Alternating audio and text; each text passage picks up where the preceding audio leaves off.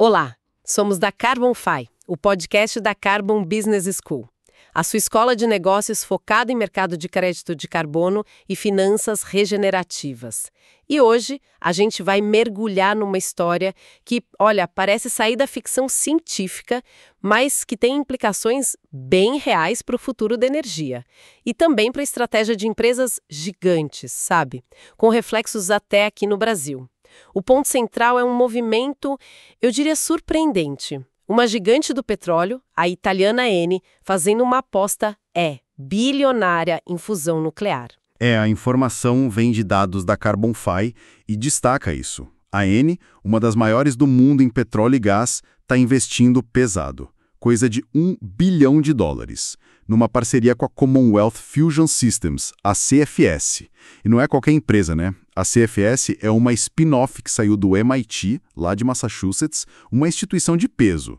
E assim, à primeira vista, soa um pouco estranho, né? Uma empresa de petróleo investindo uma fortuna numa tecnologia que, no fim das contas, pode tornar o petróleo obsoleto.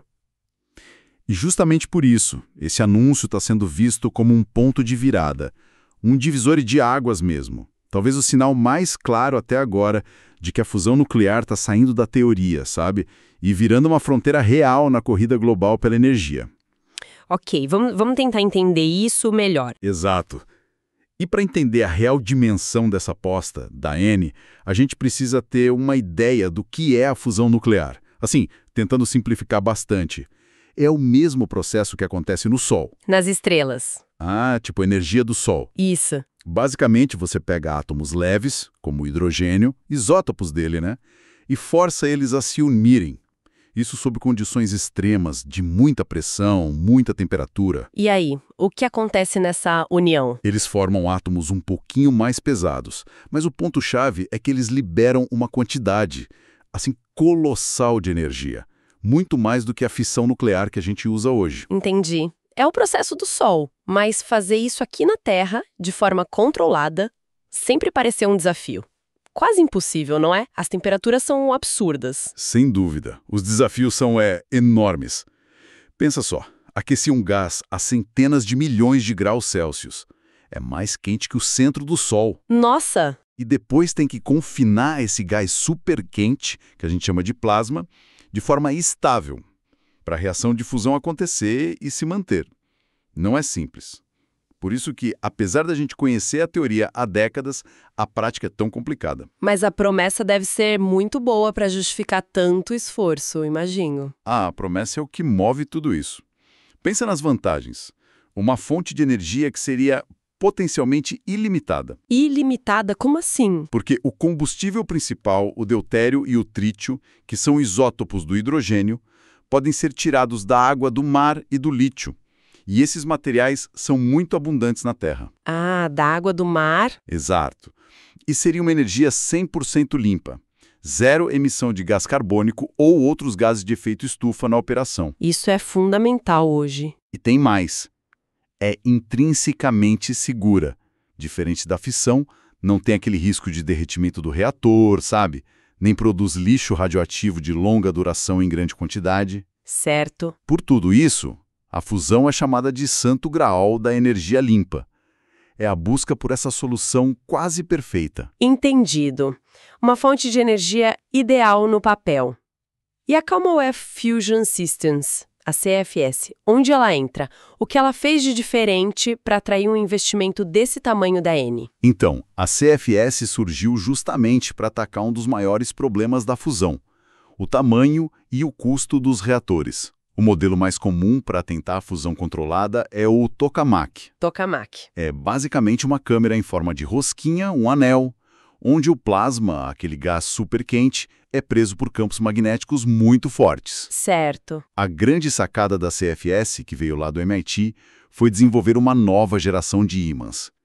Ímãs supercondutores. Ímãs. Parece um detalhe técnico, mas pelo jeito faz toda a diferença.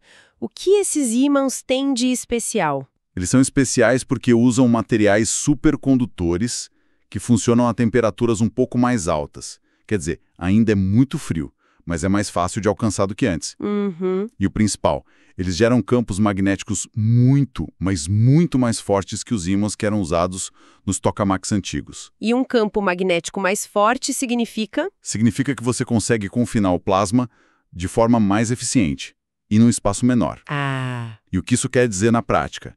Que dá para construir tokamaks, os reatores, bem menores. E se são menores, o custo de construção cai muito. E o tempo para colocar um reator para funcionar também diminui. entendi. Faz todo sentido. É essa promessa, sabe, de tornar a fusão mais barata e mais rápida de implementar, que colocou a CFS no mapa e chamou a atenção da INE. Certo. A tecnologia parece promissora, um caminho para a fusão virar realidade econômica. Mas, ainda assim, voltamos àquela pergunta. Por que a Eni, uma gigante do petróleo, botando $1 bilhão nisso? É uma tecnologia que, mesmo com esses avanços, ainda parece longe de virar comercial em larga escala, né? Não seria mais lógico, sei lá, menos arriscado, eles investirem pesado em solar, eólica, hidrogênio verde, coisas que já estão aí, mais estabelecidas? Aqui é que fica realmente interessante. Olha, a palavra que resume a estratégia por trás disso é sobrevivência. Sobrevivência. É, e não só sobreviver, mas buscar continuar relevante num futuro de energia que vai ser radicalmente diferente. Quem comanda uma empresa como a Eni sabe que o mundo está indo, mesmo que em ritmos diferentes, para um cenário de baixo carbono. A pressão está aumentando, né? Regulatória, dos investidores, da sociedade, as metas de net zero. Exato. Net zero, que é zerar as emissões líquidas de gases de efeito estufa. O balanço entre emitir e remover tem que dar zero. Certo. E nesse cenário, com metas de net zero cada vez mais fortes, o modelo de negócio tradicional, baseado só em tirar e vender combustível fóssil, ele tem, como o material da CarbonFi aponta, uma data de validade lá na frente. Entendi. Pode não ser amanhã, mas o futuro aponta para isso. Pois é. Pode não ser amanhã nem na próxima década, mas a direção é de reduzir drasticamente o papel do petróleo e do gás na matriz energética mundial daqui a algumas décadas.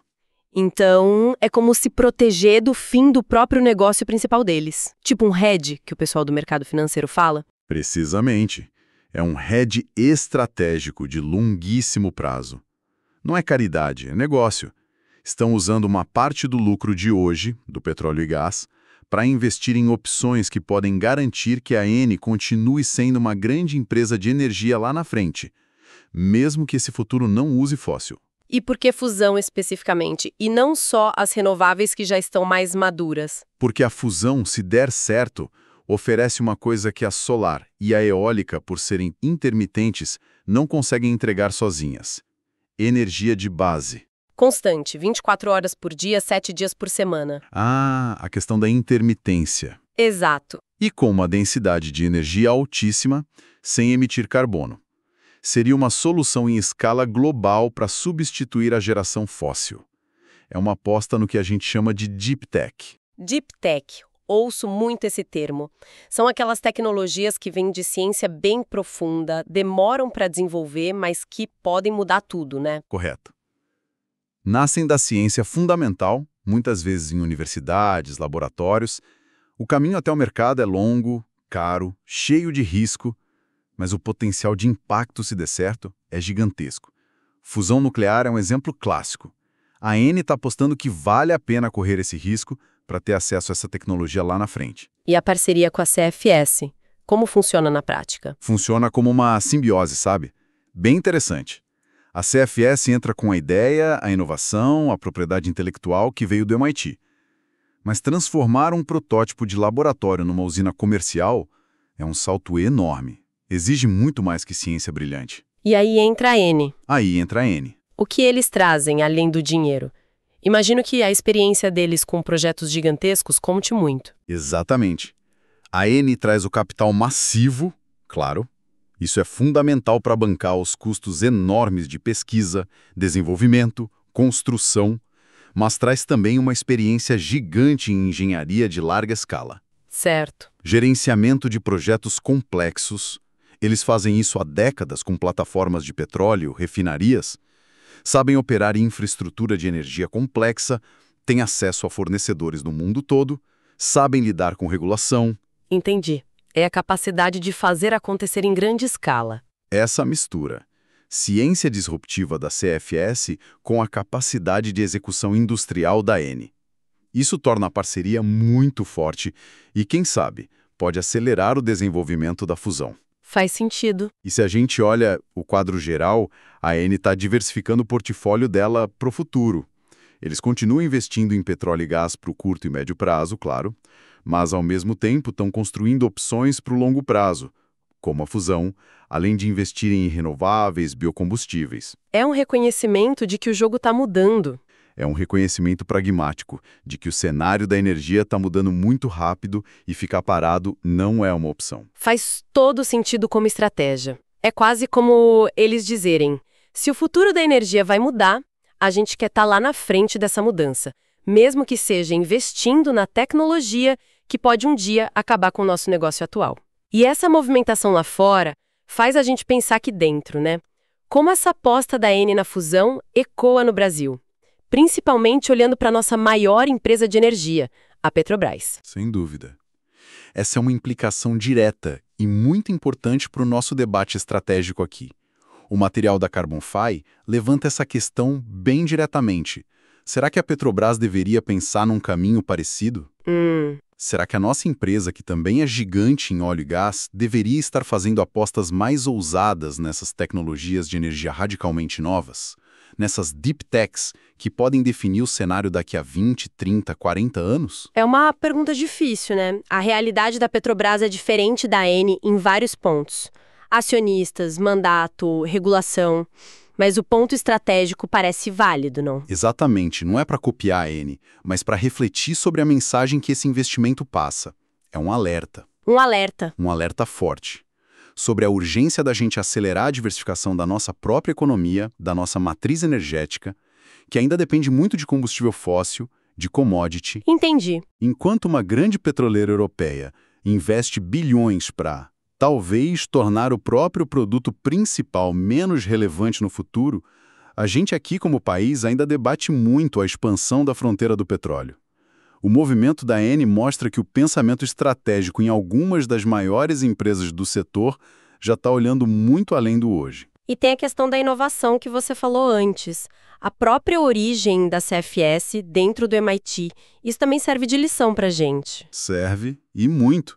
A história da CFS é um exemplo forte do potencial que existe quando você consegue conectar bem a pesquisa científica de ponta, feita nas universidades, com o capital de risco, capital corporativo, aquele capital que consegue transformar a descoberta em inovação de mercado. E o Brasil nisso? Temos essa conexão? O Brasil tem ilhas de excelência em pesquisa. Universidades com cientistas brilhantes em várias áreas, inclusive energia. Mas, historicamente, a gente tem uma dificuldade maior em criar essas pontes entre a academia e a indústria, sabe? Quais seriam os problemas? Falta dinheiro. Burocracia. Cultura, talvez. É uma mistura, né? Muitas vezes, falta investimento focado em transformar a pesquisa básica em tecnologia aplicada. A burocracia para transferir tecnologia, propriedade intelectual entre universidade pública e empresa privada pode ser complicada. Às vezes tem uma distância cultural também.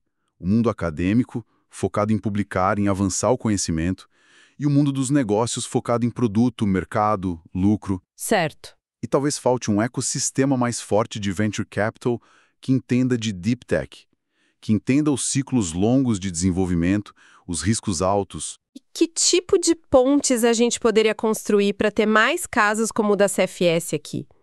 Poderíamos pensar em mais incentivos fiscais para empresas que investem em pesquisa e desenvolvimento junto com universidades. Programas do governo que ajudem a financiar projetos de risco no começo. Certo.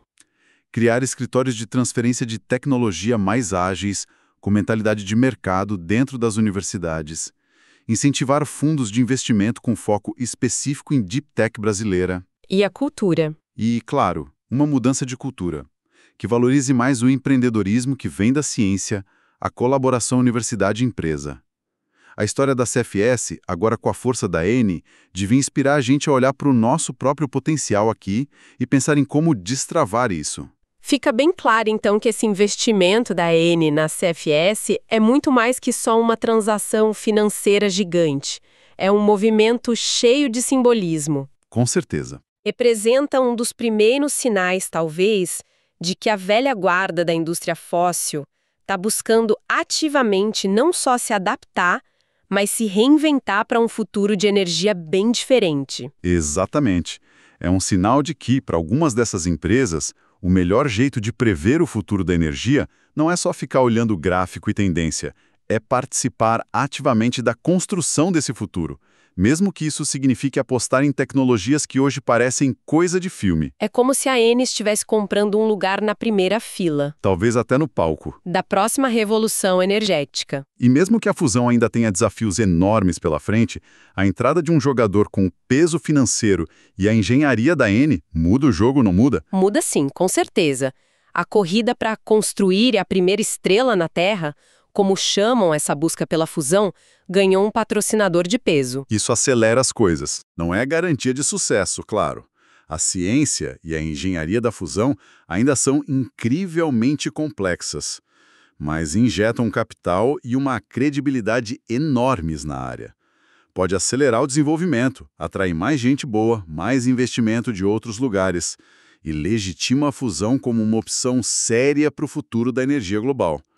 Aquela linha do tempo para a fusão comercial que parecia sempre estar daqui a 30 anos, talvez tenha ficado um pouco mais curta com isso. Então, o que tudo isso significa, afinal? Significa que a gente está vendo as placas tectônicas da energia se moverem.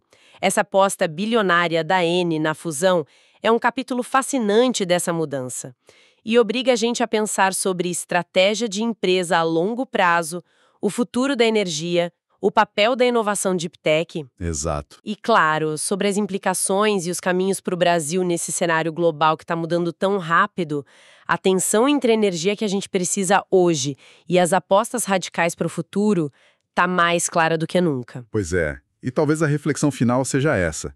Imagina o impacto se essa aposta der certo. Se a fusão nuclear comercial virar realidade nas próximas décadas.